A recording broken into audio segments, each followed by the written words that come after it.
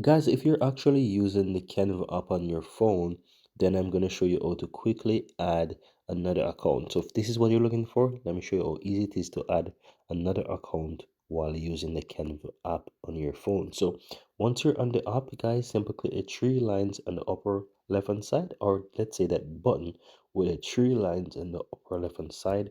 Once you tap on that, guys, you will see your profile at the top there. Click the drop down there right towards the right hand side, and here on the accounts you will see that you can add another account. So simple tap on add another account. You can sign in with your Google account, your Facebook, or whatever. Once you select whatever you want, you just go ahead and select the correct email. So if this is going to be a Google, I'm going to tap on Google, and it's going to allow me to choose between multiple Google accounts, and I can just basically add that Google account, and it's going to quickly allow me to sign in, and that's going to allow me to add a second account, and I can always switch between the two from here.